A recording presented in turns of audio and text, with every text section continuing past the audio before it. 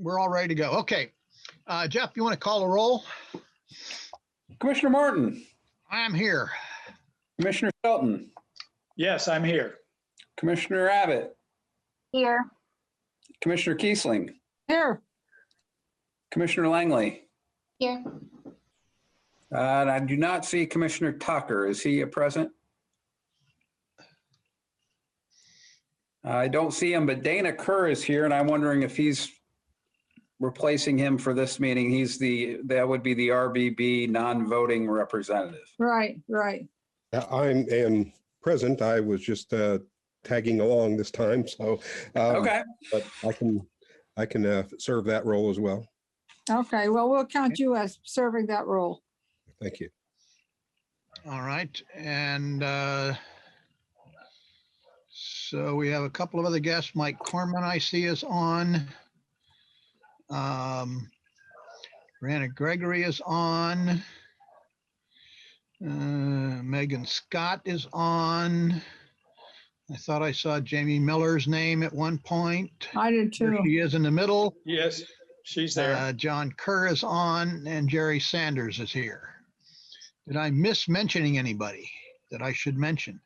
Alicia Dirk is on, and Alicia is a media specialist at the high school, but she's working on an internship for her PhD. And so I've invited her to a number of meetings just to learn. Good. Good. It's always good to learn. Yes. Yes. Okay. We have everybody that I think we need. Who is going to do the presentation? Jerry? Yes. Let me set the stage, and then I'll turn it over to Jamie. Okay. Jamie, are you going to do the presentation from your machine or, okay. And I am. TSD's okay for her to take control. We're okay there? Yep, we're all set. Okay. All right. Thanks, Jerry. Very good. Well, thank you once again. It's our pleasure. It's really something we get excited about to come and to give all of you an update of our STEAM Ready Schools initiative. Any day we get to talk about RBB's Ready School initiative, it's a great day. As we begin our presentation this afternoon, I would like to ask you to kind of think back to some of the first updates when RBB first started our STEAM project and compare those updates to the update you're about to hear tonight. I'm sure you will be amazed with our progress and excited about the future. Jamie Miller is our Ready Schools director, as you know, and she will be our voice this afternoon. She is supported by our Ready School coaches, Megan Scott and John Kerr. So I'll just turn things over to Jamie. Thank you. I am going to go ahead and share my screen. So if you all want to adjust your settings as far as the split screen, I don't know if I still need to preface that sort of thing now that we're all Zoom pros this 11 months in, but I am going to go ahead and share my screen. So just prepare for that adjustment. And like Dr. Sanders said, we get so excited to share with you all because it is exciting to talk about our schools, but you all really are an exceptional group that we look the most forward to sharing just because we're so grateful for the partnerships that you all have so graciously continued to support and sustain over the last few years. And really everything we've accomplished, we owe to you all and to your support. So we just really genuinely look forward to sharing with you. So this is a slide that probably looks familiar from last time. We tried to, for some new members, really paint a picture of where we had been over the last 5 years and how the STEAM initiative and how the work that you all catalyzed really served as a springboard into Ready Schools.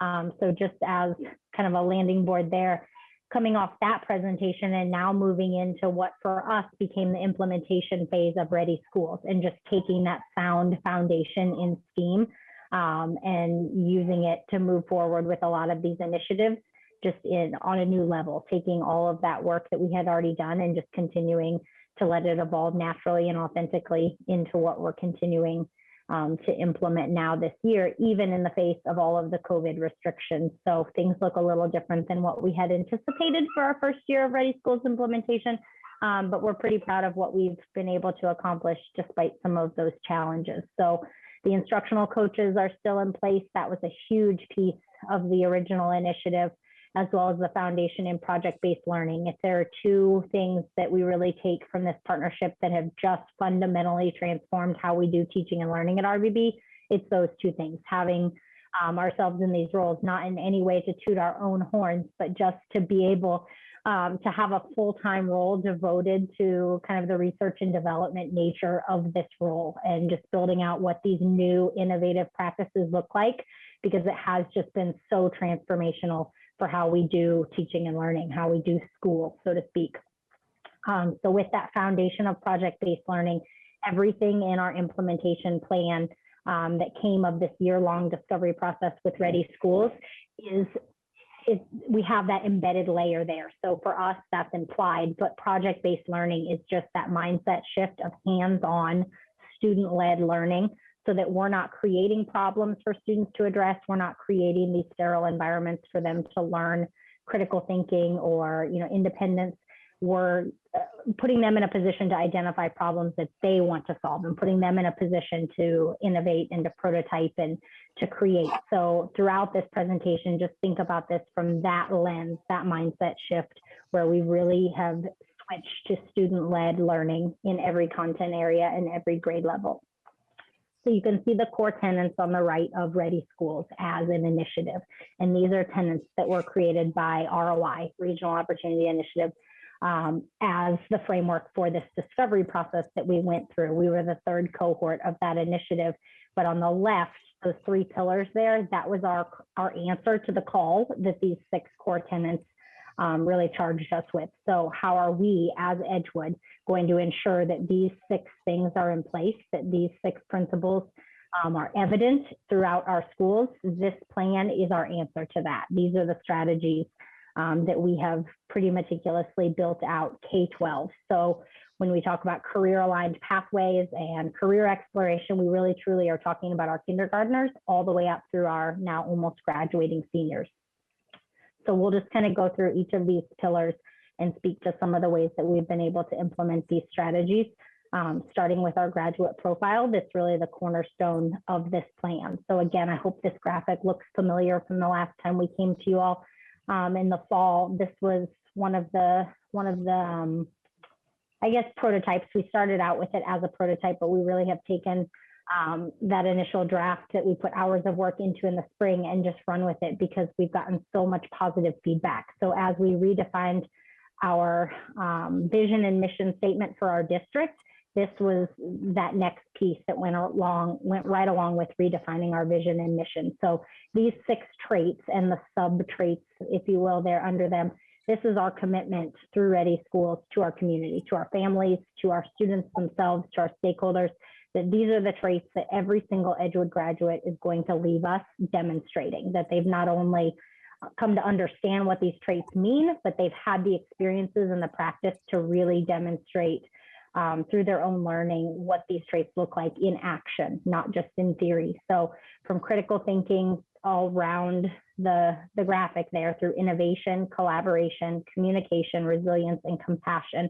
I'm going to go through those 6 strategies, hopefully somewhat briefly, and share some of the things that we've put in place as we've made this transition from what we started out approaching as STEAM, which was our take on STEM, science, technology, engineering, and math, with the arts in there as such a critical part of our community.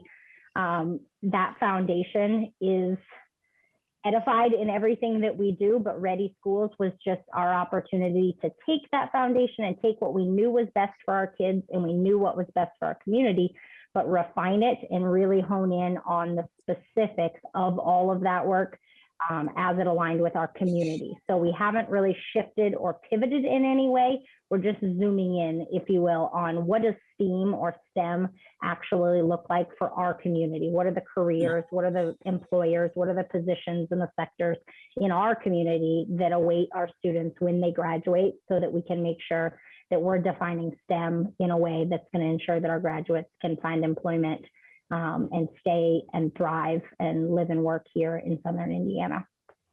So the first of those 6 traits is critical thinking. And again, these traits are going to sound familiar to you, but what we hopefully will capture here and show you is where we started and where we're going now. So for us, critical thinking was a core trait of all things STEM-based learning. We delved into project-based learning curriculum, which is a curriculum formed around, again, K-12 learning. So from early elementary all the way through high school. But this curriculum is divided into 3 sectors, which perfectly align with key sectors in our region. The content areas are computer science, engineering, and biomedical sciences. So as we started to train our teachers, we're not only learning more and more about STEM-based practices, but just naturally learning about the careers that those different sectors honor and offer for our graduates after high school. So now as we transition into ready schools, we have these trained teachers, we have these curricular modules, we have all of this classroom infrastructure, and we had to essentially take to the community and hear from our employers and hear from our families and our parents about what do those STEM-based sectors actually look like in Southern Indiana. So that's where we're building out these pathways, starting still in the classroom with our kindergartners, but starting to talk more authentically about, well, my dad does this or my uncle does that. And this employer has, representation in their organization of this career, and just really making that curriculum relevant to our community so that our students aren't just learning critical thinking skills in a sterile environment, but they're actually learning about how they could use those skills after graduation. So just a little background here on what project-based learning looks like. Project Lead the Way uses a project-based model. So they're creating hands-on models in the classroom, going through a lot of digital modules online. And then again, this is all culminating toward work-based experiences, hopefully in high school, where we're then getting our kids not only engaged in these biomedical courses where they're doing labs in the classroom, but then they're moving out into employers like Catalent and Cook to experience those places of employment during high school in safe ways where they can make decisions about whether this is a career path that they want to pursue post-graduation. The second trait on our graduate profile that we're committing to ensuring that all of our graduates have post-graduation is innovation. This is another one that was very clear and very obvious to us in STEAM throughout the years that we've built out this initiative with our Makerspace Labs. So in our K2 and 3-5 buildings, we already have a state-of-the-art Makerspace Lab where we have consumable materials for kids to tinker and play and build and learn with their hands and create prototypes and iterate and refine those prototypes. But it's always been hypotheticals. We're working in the context of, a scenario created by the curriculum or created by the teacher. And what we've learned over the years is we're getting the kids' hands in their learning and they're driving their learning, but the authenticity is the piece that's coming from ready schools. So they're not just innovating, again, in these hypothetical scenarios where they're creating a prototype to create a device using simple machines to lift a tiger out of a zoo. They're actually doing so for a purpose for our community, where they're writing a letter to the Department of Transportation, or they're writing a letter to the town of Ellisville, or to some individual who's real, who exists in our community to address an authentic problem. So in working with DevX, which is our contractor, to support this latest round of professional development for our teachers, that authenticity and the ties to actual community partners in our local community has been such a telling piece of that training, where the teacher leaders that are on this innovation team going through this training are in a position to be able to build actual authentic relationships with community members and relationships that are going to be able to provide the students with real problems in our community that they can have the courage to approach within this safe classroom environment, but really learning about our own community, whether it's local or regional, through those activities. And this is a picture of our junior high space. So I mentioned that we had a state-of-the-art lab at ETS and EIS that we called the Connector, and now we've moved on to the junior high, another brand new construction space. So this is a dual classroom space that we refer to the clean and dirty side, where the clean side is really the digital design, where there's a lot of virtual designing going on, 3D printing, vinyl cutting, some of the pre-planning and designing work, but then on the messy side, that's where the tangible, a CNC router, a laser cutter, tools like saws, hand tools, workbench type tools, what you would have thought of when you thought of an industrial tech class, now with the added layer of the 21st century technology and that digital design piece. So in working with DevX, that contractor, we're now building out the next level of digital fabrication in our district. So now as those students are coming up from 5th grade to the junior high, wanting more and wanting to continue to learn, we're building that space out at the junior high level to meet those needs. And then next will be the high school. Similarly, there'll be a dirty and a clean digital design lab, plus what we're calling the innovative lab or career readiness lab, where we'll have a mock presentation stage with a fancy high-tech lectern and flexible seating, modular seating to be able to accommodate different sizes of groups, really a community space, a flexible collab type meeting space that we're just so excited to be able to use, not only so that our students can present there, so that our interns can present their portfolios or what have already existed as career panels can take place, but so that we can invite community members. Boards like this can come and host their now virtual team meetings from that community space there so that our students can experience that. Again, just adding that layer of authenticity to everything that we already have in place in our classrooms, thanks to this partnership. And the other piece of the Ready Schools plan that really excites us because of how unique it is to our community is the audio video production. This is a strategy that we didn't really see other places. We went to a lot of different school districts last year and really tried to learn from everyone who's gone before us in other ways, and marry that with what we've already initiated and gotten momentum with in our schools. And the audio video piece was just something that kept coming up from our students and our teachers and our community members, that to have the opportunity to produce a live broadcast or produce a podcast, or record and edit a feature about something taking place inside the schools, or eventually hopefully even featuring community happenings. That's a piece that we're putting in place at both the junior high and high school that we couldn't be more excited about because it's truly student-led. So where, again, we thought throughout STEAM that we're doing all these things because we know it's the best practice or we know it's a national trend and it's what's going to be best for our students. This is something that really came from our students, whether we're partnering with people from the Mill or WTIU, there are partnerships in place to support this that are saying yes, or we have, the Ellisville Chamber of Commerce saying, can you do this? Do your students have the technical ability to record these presentations and chronicle these awardees each year? This is something that we would love to commission your students to do. So that sort of local, genuine enthusiasm is what has just really continued to ignite these different strategies throughout our Ready Schools plan. And collaboration, this one's pretty straightforward because collaboration is happening everywhere with our students. They're collaborating constantly, they're communicating constantly. So really our intent here is just to take that project-based environment, that hands-on environment, and enhance it with the technology and the tools that our students need to be able to do so in an efficient way. So whether that's creating workstations that are wired for technology for live collaboration in our media centers, or it's just encouraging the presentation skills that I'll speak to here in a second with communication, just fostering that environment. Collaboration is something that's already happening throughout our schools. We want our kids to be collaborating in a way that mirrors the feedback we're getting from people. So if someone's telling me from Crane that these are the skills that our new hires are lacking or they're weak in, then that's feedback that we're infusing right back into the experiences that our students are having, so that they're not just collaborating, but they're doing so in a diplomatic way and they're doing so in a professional way, so that, again, they're getting that practice before they ever graduate.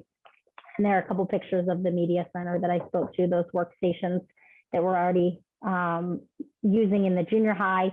And the stage in the bottom right is a perfect example of making this a K-12 initiative. So where our students are collaborating on a Google document in real time at the high school or junior high level, they may be delivering a puppet presentation about a story that they read at the primary level, because that's still practicing presentation skills in an age appropriate way. And then again, that speaks to communication. I was kind of getting ahead of myself there. But where in a past year, a STEAM initiative would be, a student learning showcase, a live event where we host 1,300 elementary students in a showcase of their different projects and learning. Now that's something we could do virtually. In the face of COVID, we've learned to pivot. And if we can't host a live event for families, we can record different features and showcase student learning in a new dynamic way that we can upload to our website or we can share via social media.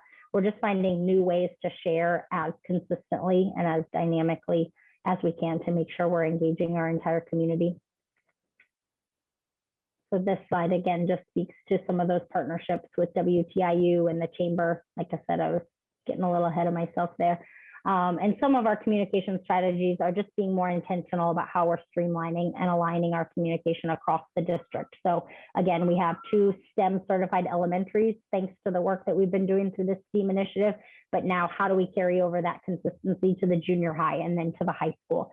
So that alignment is something that came out of the feedback that we gathered last year through Ready Schools, is that we just need to be that much more intentional about aligning the work that's happening so that our kids aren't just getting isolated experiences where this school is really strong in this way, but this school really focuses on that. We want it to be a continuous, seamless pathway from kindergarten up through our 12th graders, our seniors. So resiliency, gosh, if this year hasn't driven that skill home, I don't know what has. This is a perfect example of where we've poured into our teachers first, building the mindset with them of what does STEM-based learning or inquiry-based learning even look like, building out our professional learning communities so that we're not just asking our teachers to develop these skills in our students when they haven't been out in the workforce that we're wanting to prepare the students for.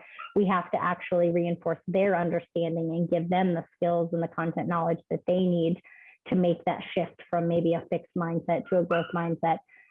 So again, just taking what was inquiry-based learning or STEM-based learning and really thinking about it in an employability way, thinking about it in the sense of what among these soft skills that we know our students need are going to be the most transferable for the jobs that are awaiting them here in our community.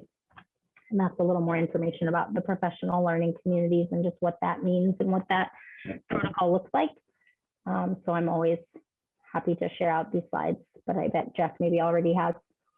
And our student portfolios, this is one of the last things. This is a perfect example of having to pivot in the face of COVID. So where our 8th graders would have had an open house night to come learn about all the different high school courses, starting with our STEM-based courses, our Project Lead the Way courses, we had our students help create video features of what those different courses entail and what's exciting and what's, engaging about those courses and how it ties to their career ambitions, so that then our 8th graders can not only watch those videos, but then those are resources our families and our community members can watch asynchronously later.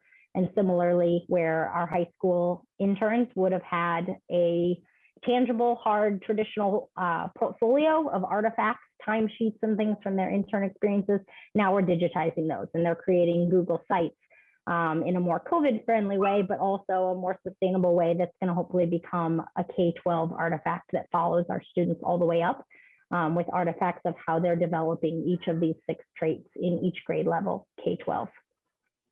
And the last trait, compassion, and just underlaying through all of this, again, through our STEM-based curriculum, this just speaks again to not creating solutions to sterile imaginary problems, but really developing that lens to be able to see problems in our community and approach designing and making and creating through this human-centered approach, so that we're not just going through an iterative process where they're given a problem or they're given a challenge and they have to perfect it, but they're actually returning to a client or a user, so that when they're iterating those prototypes, it's to actually, provide a support, whether that's some of the PLTW units are things like creating a prosthetic.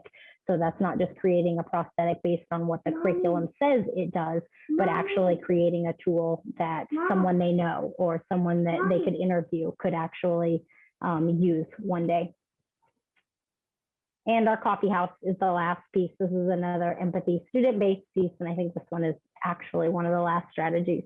Another piece of feedback that continued to come up through discovery was the coffee house at the high school. This is going to be a student-run enterprise. So entrepreneurship is another huge pillar of our community, and we're already talking with folks at the mill who are in these types of positions where they can mentor our kids in creating a business plan, or quite literally lend advice on roasting coffee beans. But whatever that looks like, our students they're the ones in the driver's seat. They're the ones creating this business plan.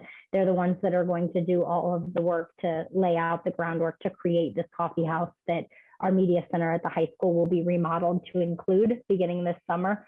So this is another piece where we're just creating an environment that our students are comfortable coming to, they're comfortable collaborating in, they feel heard. That compassion piece is there, and they understand that in our learning environments, they're the ones in the driver's seat, but they're also being treated like a professional. So they leave us and they go into the workplace confident that their voice is heard and that they have that agency to speak up and know that they're going to be heard. So that is everything. And like I said, we always look forward to sharing with you. And I appreciate you guys being gracious in how much we try to share with you in a few short minutes. But that's kind of an update of each element of the Ready Schools plan as we shared it and rolled it out in the fall, and just kind of what it looks like now 6 months later, despite the strange year that it has been. So what questions do you all have? You always ask such wonderful questions. Do we have some questions for them? Let me lead off by saying thank you very much, Jamie, for the update. You guys really are doing quite a job there. I'm glad to see that the investment that we've made is being surpassed by RBB as they move forward with the facilities there. It's really exciting to see. Do we have any questions for them? I've got one. Okay, go ahead. What kind of feedback are you getting from employers like Cook or Crane about your emphasis on what I call the soft skills? I mean, I applaud you to the moon for emphasizing those, because in my career, they were very important and were usually why somebody didn't succeed. But do you get response like that from Crane or from Cook or the other partners that you deal with? Yeah, I think so far we've really thought out the feedback. So we're asking those hard questions. You know, what are those things that new hires, or that if departments where there's a higher rate of turnover, what are those issues? What are those consistent challenges that you see that we could be addressing? So we've just continued to ask, and to be honest, it's remarkable how consistent the answers are across sectors. That's probably the biggest takeaway, is that whether it's Crane or Cook, or it doesn't matter, small business, large business, the answer is usually pretty similar. It's not the content knowledge, it's not the technical skills that people struggle to adjust to, it's those soft skills. And those are skills that we absolutely can be instilling in our students now.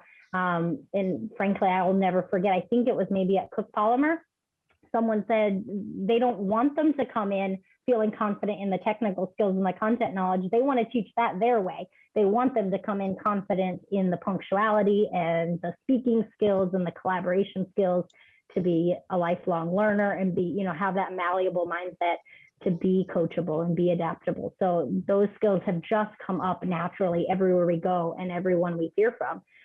So from our perspective, it's a no-brainer, but it starts so early. We can't just run at our seniors and try to stuff that down their throat. We're trying to be really intentional about building it out all the way through, so that each year that skill set is just that much more robust in our students. Great, thank you. My question is not nearly as insightful as Jim's, but is your coffee house going to be open to the public? I hope eventually we're going to start in-house as we learn to roast coffee beans. But we hope eventually, yes. And goodness, the coffee landscape is changing quickly in Ellisville. So we're most excited about just those partnerships that we can hopefully partner with someone who is serving on the outside. Good question. So we've now been at this for 5, almost 6 years now. You started at the younger grades and you're moving up as you go. So we don't really have any students graduated yet who have been through your full course. when do we expect to start seeing those people graduating and moving into the workforce or onto higher education? Good question. I track those group of kids because those were my last kids that I was in the classroom with, and I've made the move to move out into this position. But yeah, we're 5 years in. So starting with K-5 and really pouring in to those fifth graders would have been the oldest group of kids that are now sophomores and juniors in high school. So we're excited to be close to that point for them to get to have those experiences, but still be one of the first cohorts to do so. And again, it's going to be a sliding scale as they continue to have more and more robust conversations. Though they were just saying, a group of seniors last week in one of the business classes was saying, wait, you're going to have a what? We keep missing all the best things, referring to the coffee house in the media center. So those current seniors right now really have been riding just in front of the wave. And we hope we've given them just enough experiences to still be better for it. But you're right. With the efforts really being poured into K-5, and now the momentum is really truly in those junior high grades, and it's just following that same group of kids up because of the authentic excitement. Those are the kids they're asking why we don't have this course or that course yet at the high school. They're doing the research themselves and they know what they want. So look out here pretty soon. So I guess I have a go ahead, Iris. question. What about the young people who have various kinds of challenges? How do we do that? Because that needs a different kind of attention, I would think. Because, I mean, I would think you have all of the different disciplines probably have some challenges. But that came up in my head earlier when I was looking at the review of all this. Yeah, that's a great question. And that question is probably really what catalyzes this whole project, because we're making that mindset shift from colleges for everyone. I came from the generation where the goal was that everyone gets a 4-year degree, but if you can't, then you do this, and that's just not the reality.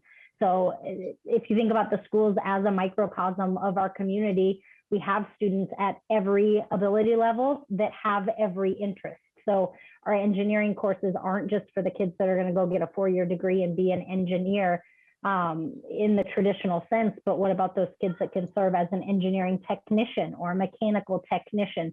There's still a pathway there to be created, and to be totally transparent, that's what we're building out now. And professionally, I've really followed this up because I came from elementary and have just been following the grades up. So we have a lot to learn about what those career pathways look like. And I'm learning a lot about CTE courses and what those technical skills look like in high school course descriptions. But it's a great question, Iris, because we need people with every ability level to be able to fill every type of job. And the coffee house, which really I'm glad Alicia's here learning with her internship, because the coffee house is her baby. That was her brainchild with another teacher there at the high school. And that was one of the very first conversations, was that this is something that our students of all ability levels, if they're not even on the track to complete to earn a high school diploma, those students that are on the non-degree track, their chances are they're going to be serving in a service industry type role at some point in their life. And we want to build them up and them to leave just as confident and prepared to be gainfully employed as our students that may be headed to college. Yeah. Thank you. Thanks. I have another question. What's that? I said I have another question, Jamie. So have you given any thought how you're going to track these kids beyond high school? I mean, how are you going to know what they do, or, whether or not you need to make adjustments in your program based on their achievements, I guess? Yeah, that's a great question. And again, I am a transparent person. So that is one of the conversations that we initiated with a couple different people at IU to help us understand what that post-graduation data could look like. And it's just been a bit stagnant because of COVID. We just can't get together in person. And that's something that I would take the fall for dropping that ball in that conversation in the immediate past, but something that we continually talk about that comes up in a lot of Dr. Sanders and my weekly conversations about something that we need to learn more about. So to date, our data has been mostly anecdotal surveys, and that's something that we built into our Ready Schools plan for ROI, was that post-graduation survey data. but also that we want to learn more about how we can continue to hopefully use some of the offices at IU that have a better understanding of the post-graduation data, and using the Commission for Higher Ed. That's another resource that we have that we can somewhat track, but again, it's mostly cohort data. So we look at graduation years and those annual cohorts. But to be able to plug in with some people like, I'm blanking on his first name right now, but he works at People's State Bank, and he really has a good handle on the alumni base from Edgewood. So that's another kind of anecdotal piece where he has access to contact information for alum that we need to do a better job of reaching out to them, whether it's through our website or just personal one-on-one contact. Thanks. A few strategies, yeah. Well, any more questions? I'm sure we will see you again. Thank you. Appreciate the opportunity. We do appreciate it. Thank you all. You've done a great job. Thank you. We'll talk to you all soon then. All right. Thank you very much. All right. Back to our agenda. You should have received a packet from Jeff that has a set of annual contracts for review of our various districts or TIF districts.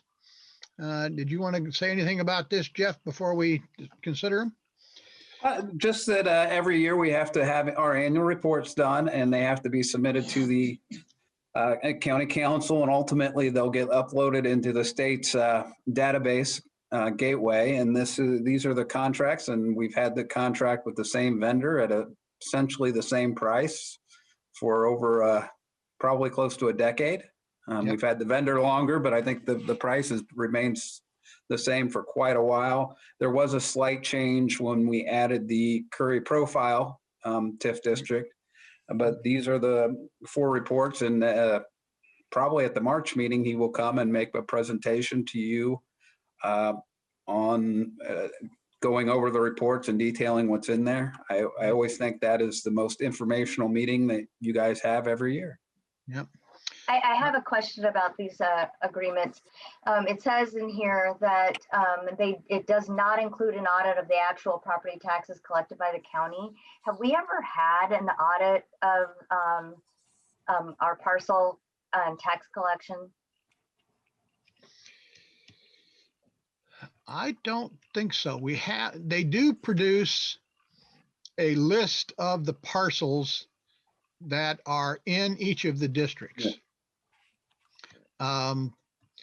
And we have been admonished on several occasions to review that list of parcels to make sure that they match what we think are the districts. And I think that we've done that in the past on some occasions. But because of the parcelization that occurs through platting, et cetera, there is some change that occurs periodically. I don't know when we last verified the list that they present to us with the actual parcels that are in those districts at the present time. That's usually something that planning helps us do. Yeah, the reason that I ask is because we did that at the city a number of years ago when I was there, and we found that when property got subdivided or platted out in some other way, oftentimes some of those parcels were left off the list, and we did not end up collecting increment on those parcels. So I'm just curious about this, because it might be something that at some point we may want to do.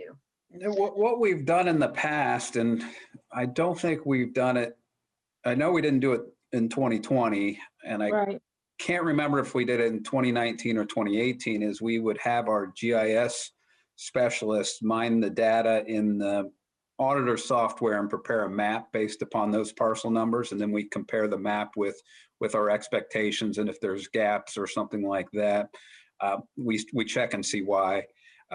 The last time we did that, our gaps were caused by property that had that were tax exempt, and so they wouldn't have affected the increment, or they were undeveloped. And I want to say we asked them to kind of put those parcels in the map, even though they don't collect anything.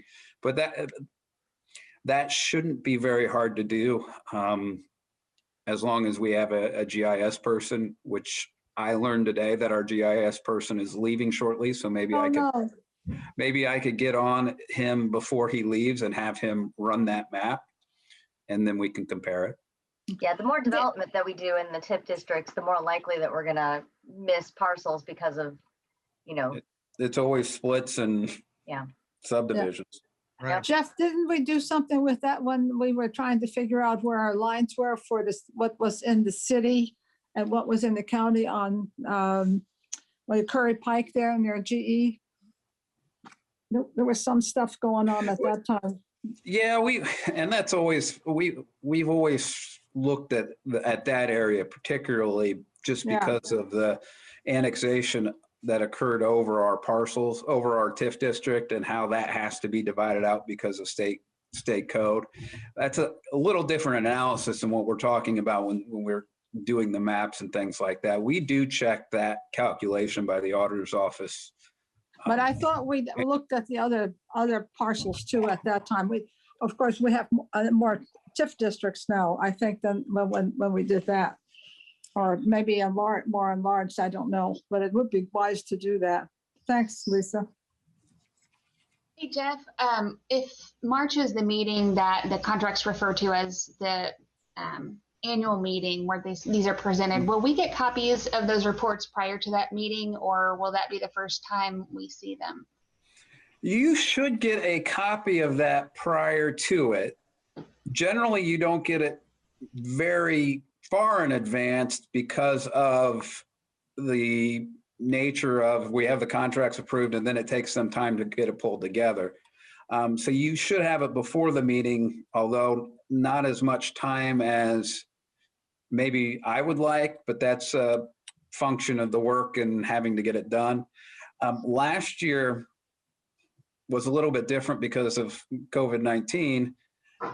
And I think we could probably carry through some of this where we get the reports, we look at them, we go ahead and forward them to the council with the caveat that we may want to look at these a little bit more, and we would send an amended version if we found errors after further review.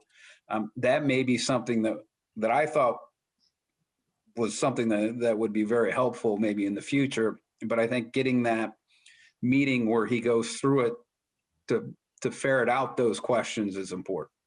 Right. Don't we have a deadline for loading them to the state? Yeah. Well, the deadline for the redevelopment commission is filing it with the county council, which memory serves as April 1st.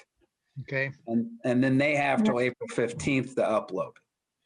Wasn't that changed this past year because of the COVID situation? It wasn't changed, but it was relaxed in how they were going to enforce it and what they were looking at. Okay. We made it a point to still meet that deadline, even though we hadn't met to review them. But with the caveat that, hey, we're going to review these, and if we see problems, we are going to amend it. Right. Yeah, that's kind of what I remember. That I knew there was something a little different. Yeah, I remember that too. I would suggest that makes a county attorney very uncomfortable to handle things that way. Yeah, reality is not always what an attorney likes. Well, can you ask Greg that maybe he submits it to us a few days before our meeting or something like that? I know he's always on a short timeline, but yeah, maybe if we give him a timeline, it would be helpful. Yeah. I will, because I think the next meeting would be March 17th. Well, I will get in touch with him tomorrow morning and ask him when he can get these done by. Yeah. And Okay. and if it's March 16th, I will let you guys know, and that might be the Wednesday of spring break, which is typically something that this group has tried to avoid. Maybe Right. I might send an email out asking if we want to maybe move it a week or not. Yeah. But let's get the information from him first. Right. So Jeff? you're gonna contact the GIS person to run the Mm-hmm. districts, to give us lists, and you're gonna contact Greg about getting the reports to us ASAP. Yes. Jeff, Okay. we may want to suggest maybe for future contracts with this group that they actually put in a timeline or a deadline, because there's no, I mean, we know that he's going to give us the reports for March, but there's no deadline on here. I don't think we ever have done it, but we usually have stated that we wanted it before the next meeting, like we were just now talking about. So Well, it was on the record. but it's not in the contract. It's not. I in hear the- you. No, Yeah. I think it's a good idea. Question is, what do we do if he can't meet it? Well, you can always extend it, but if it's in the agreement, then at least he understands when we do want it. So for example, with the question that we had from Christy about having the reports in advance, we could say, our next, the meeting that you're going to present it is March 17th. We would like the report no later than the 14th, or whatever. And then it's in the agreement. So it's clear. Yeah, okay. I agree. Good idea. Yep. So that's amendment we need to do with those contracts, Lisa? Well, no, I mean, we haven't even signed them. So, I know. but Well, we he should- did the agreement. So, and I don't know Jeff's relationship with this group. It sounds like it's pretty long lasting, but it might just Oh, be yeah. something we might want to add for future reference. Okay. Okay.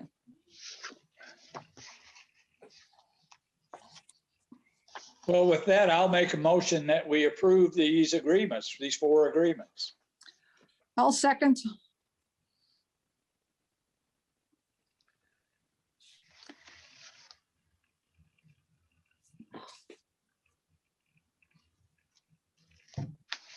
We have a motion and a second to approve the 4 agreements for services. I was looking in here, there is a reference to an annual RDC meeting. Yes, with no date and no deadline for the report. So, Well, but they see does that annual meeting, does the Indiana code specify the date? That code does not. That code indicates that we have to have a meeting with all the governmental units invited, which we have always done at our annual report meeting time, but that code itself does not have any deadline other than by the end of the year. Oh, okay. All right. Do we have a state statute that specifies a time when we have to have the information loaded? Or what specifies, what gives us our timeline for these reports? It's in the Indiana code. It's in chapter 36.7.14. Yeah. I don't think I have it from the other time.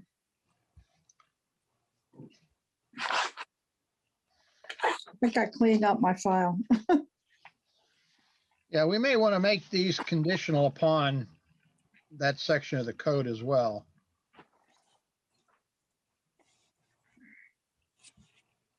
Okay.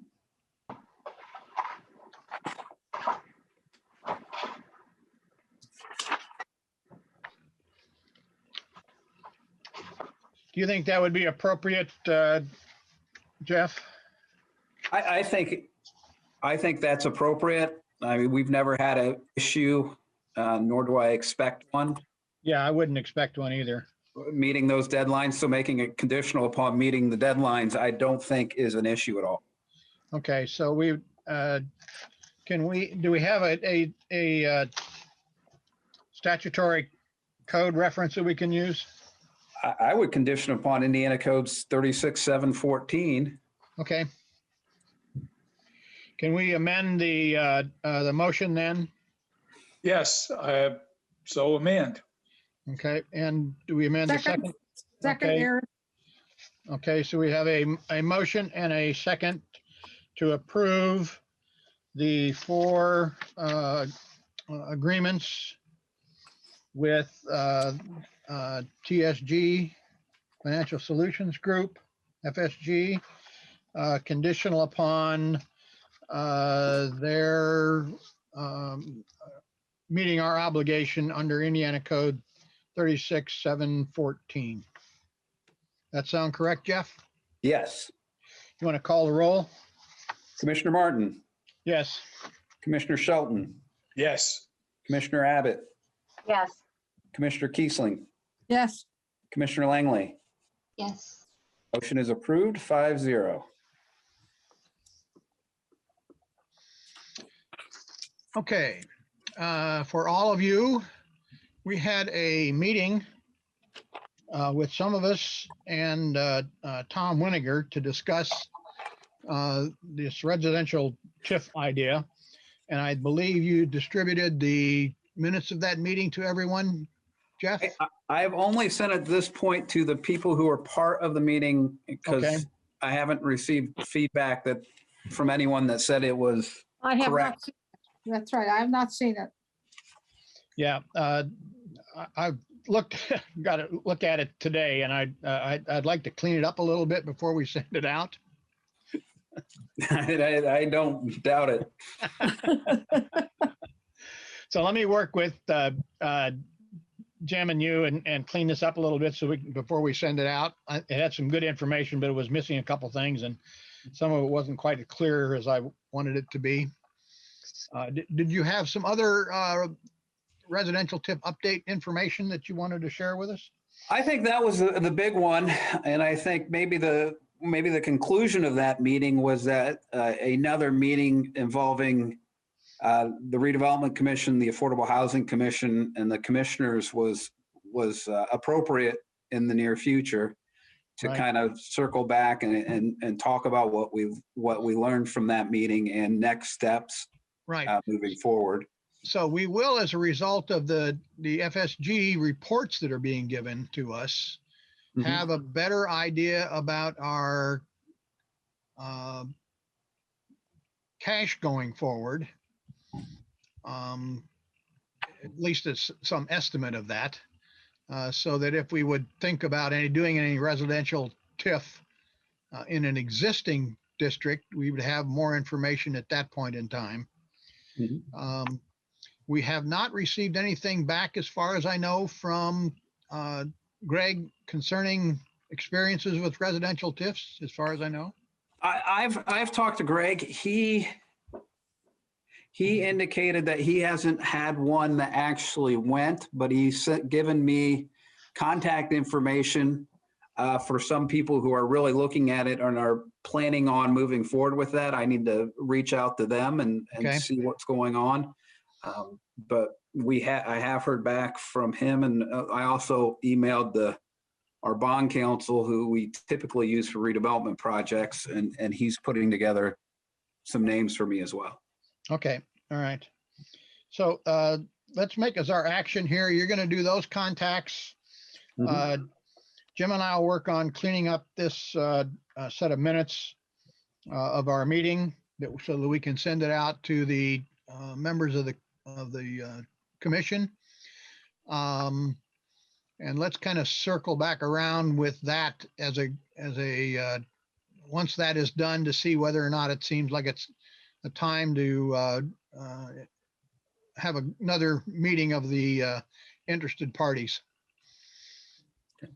That sound And you'll, okay? Richard, Yes, and you will share that information with the rest of us then, after you Yes. clean up the information? Okay, that would Yes. be helpful.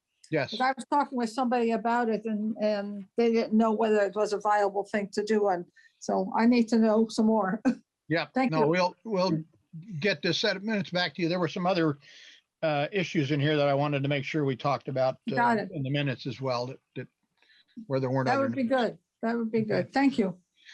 The other question I had for Lisa, were you able to get a hold of the person up in Indianapolis about their,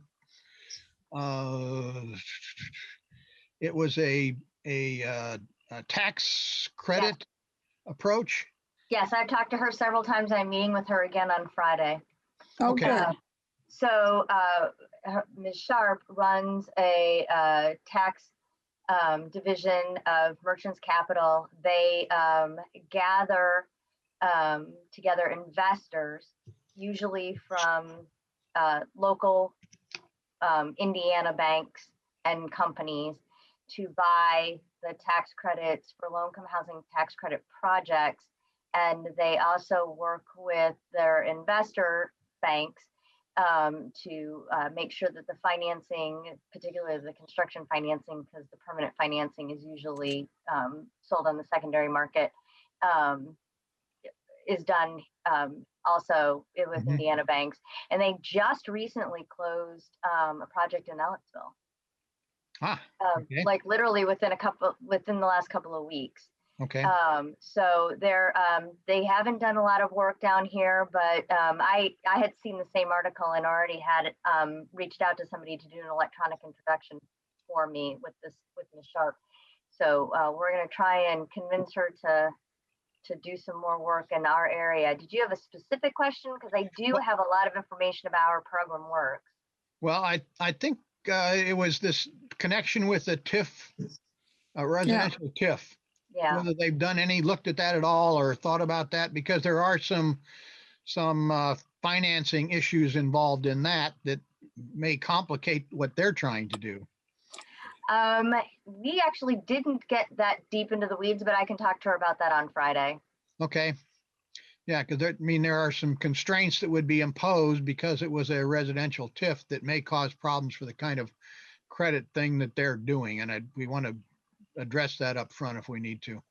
Okay. I'm not sure how that would impact it, but I will see what she thinks. Yeah, I just wanted to make sure that we touch base with that. Okay. All right. Anybody else have anything else about these residential TIF ideas? no, Okay, so you'll be Well, getting one thing, something- Yeah. it's not part of the TIF, but Mr. Winninger had a project in front of the county's plan review committee. It's down near Clear Creek. And he bought a piece of land that had been approved, I think as a PUD, and he wanted to change its zoning to something else that would allow him to build a much denser development.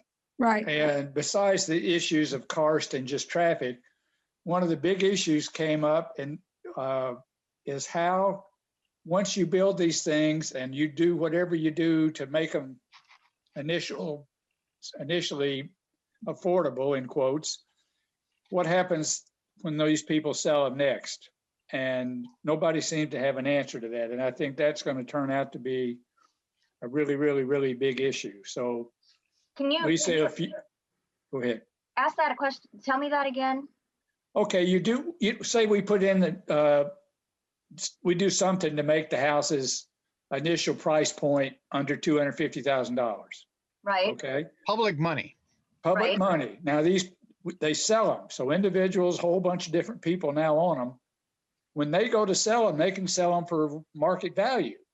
Is there anything we can do that helps that second sell? And nobody seems to have an answer to that. There are a number of things that we can do. It just depends on how you want to restrict it. The easiest way to do it, especially if you don't want to have to monitor, right, and do a bunch of extra work, is to just, if you're not interested in requiring the subsequent buyer to also be income eligible, the easiest way to handle it is to put in what we call a soft second mortgage, which is if they sell it during a certain period of time, they would have to pay back a certain percentage of the investment in the property to whatever entity we decide to have them pay back, and we'd have to figure out how to make all of that work. But yes, the easiest way to do it is because then you would record that mortgage,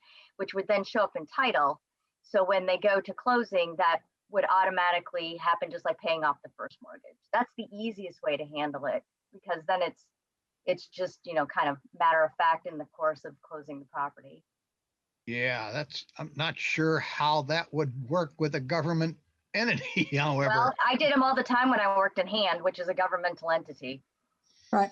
Well, Right. Lisa, wasn't there some housing developed right near what I call RC Thompson Park that were supposed to be contained within the price range and everything?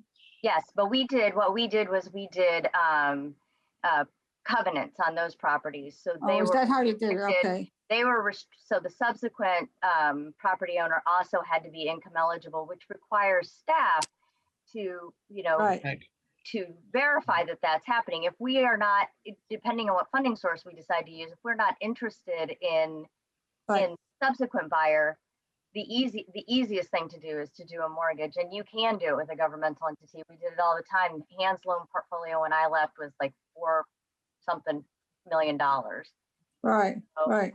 Well, I And remember when Habitat- I was on the city council, that development next to Thompson Park there with all kinds of energy things and a few other things. And I know there were some more Yeah. built there, but I don't know what happened with the, Yeah, what the restrictions were. yeah. County doesn't have a Hand-like organization. No, Right. right. Which is why doing the second mortgages is the easiest thing to do, because you could just have that money paid back to, the auditor, or however you want to do it. If you're going to set up a non-revolving fund, we'd have to figure out that part of it first. But literally, the title company would pay off the mortgage and send whatever division of the county we thought was appropriate the check.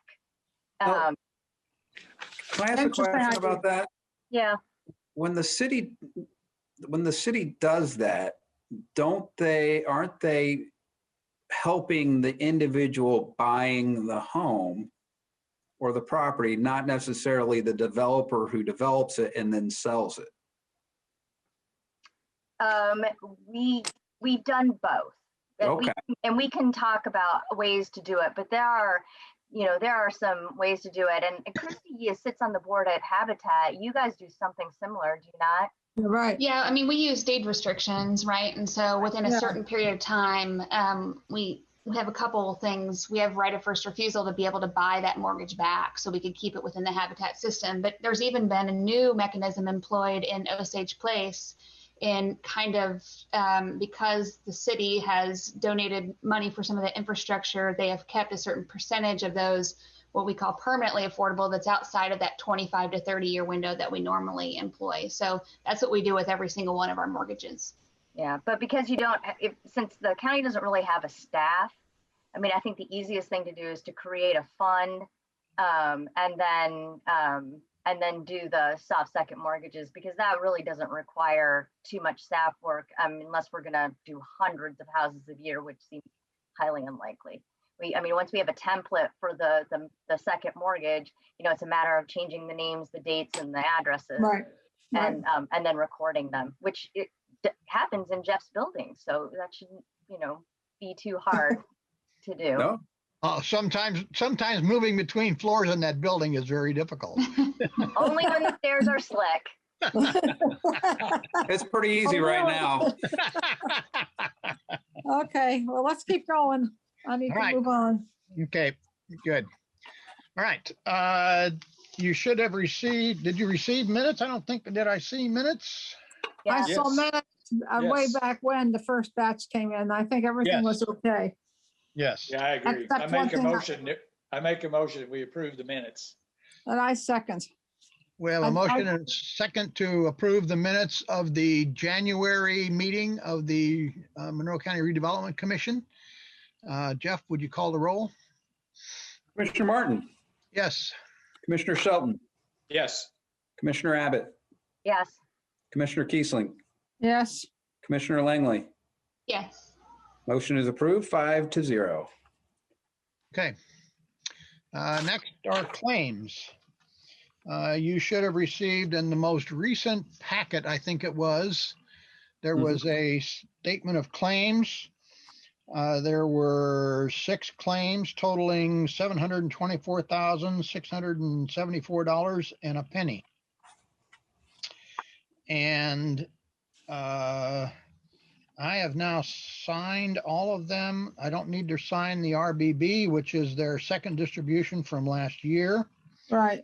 I have not signed an affidavit for the WSP. I haven't seen it before. We need an affidavit for that one, Jeff? I don't think so.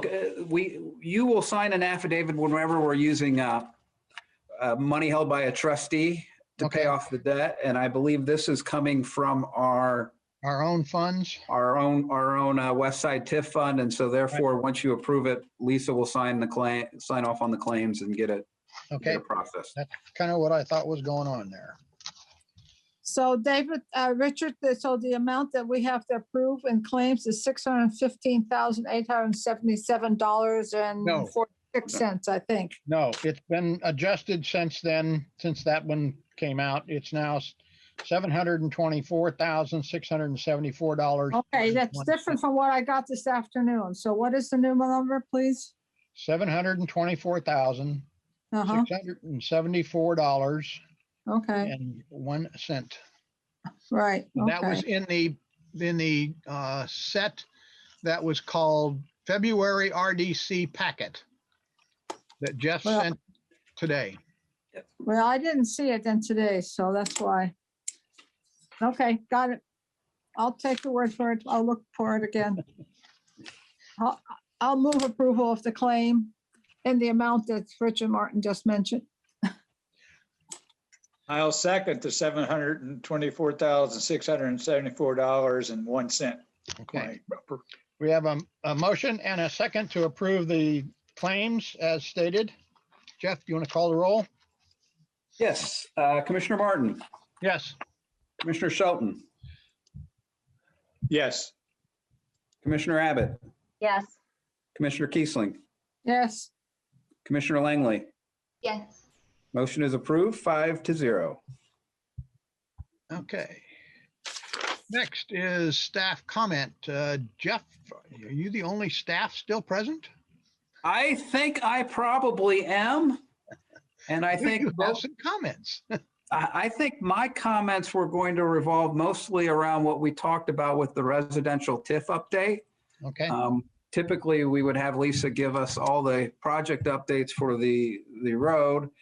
I know that her and I did meet with DLZ on the right-of-way for the Vernal Pike connector, and that we are looking at some options to reduce the cost, the estimated cost.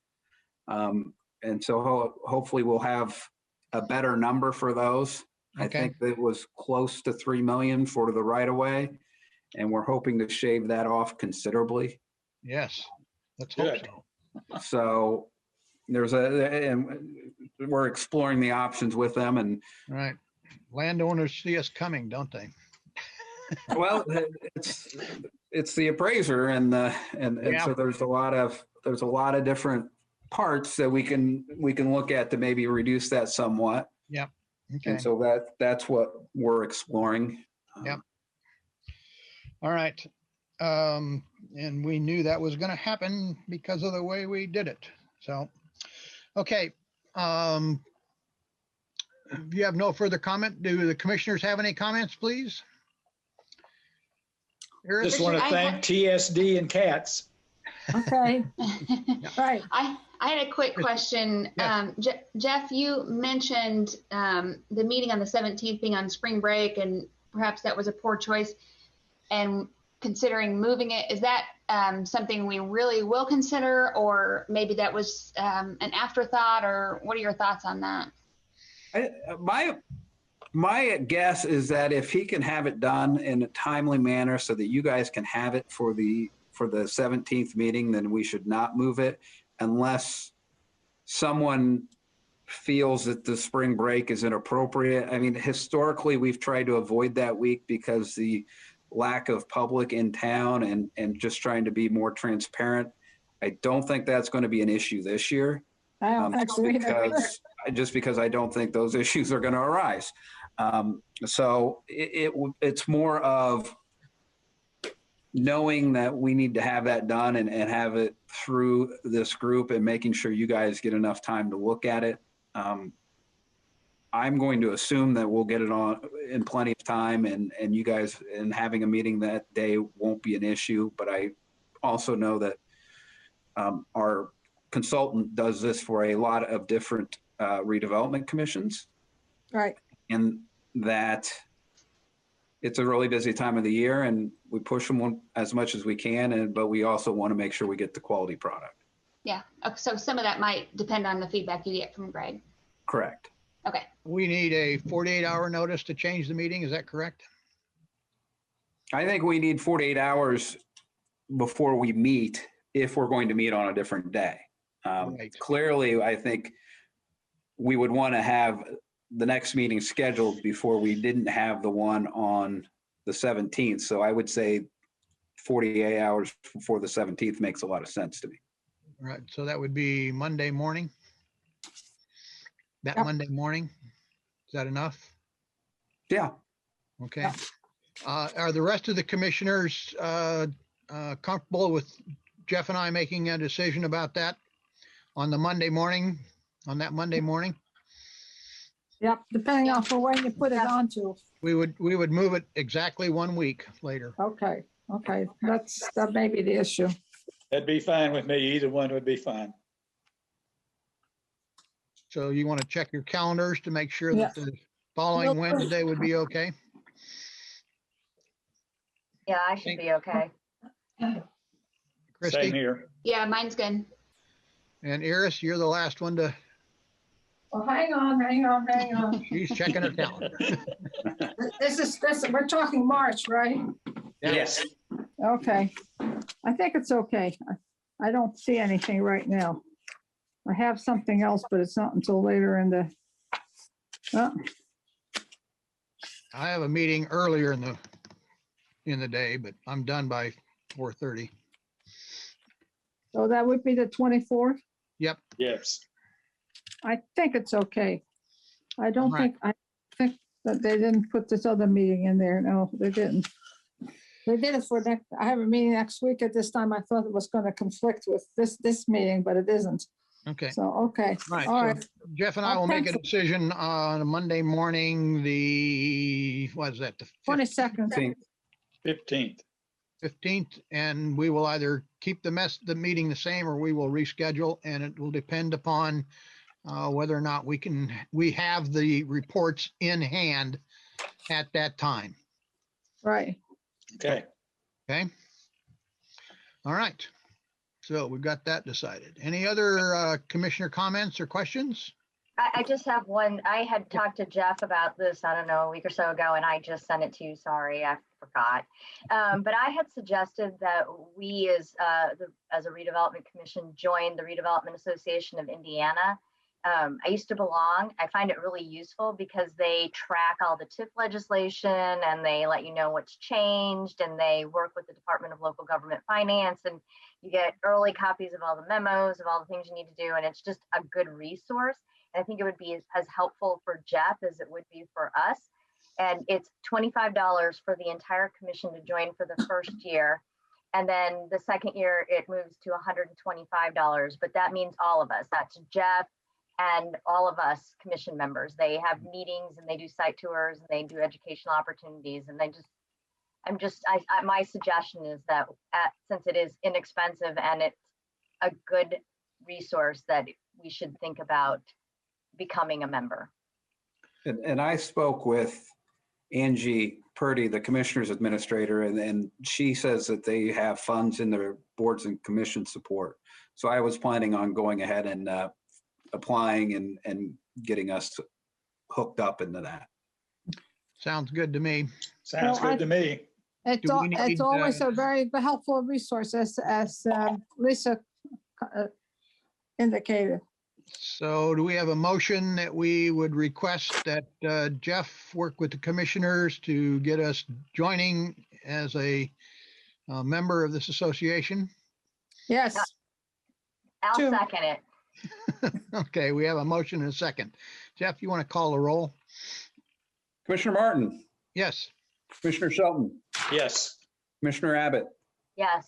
Commissioner Kiesling, yes. Commissioner Langley. Yes. Motion is approved, 5-0. Good. Oh, there's always some kind of resources that always come popping up, or they may know some things that we don't have access to. So That would be very helpful Well, usually. and maybe they have some experience with residential tips. That's exactly right too. Yeah. Or Okay. know who to go to. Thank you, Jeff. Thank you, Lisa. Yeah, that's great. Anything else? Nope. If not, do I have a motion to adjourn? So moved. And a second. Second. We have a motion and a second to adjourn, and we are adjourned. Thank you all very much. Thanks Have a good all. evening. Stay Thank well you. and stay warm, everybody. Right.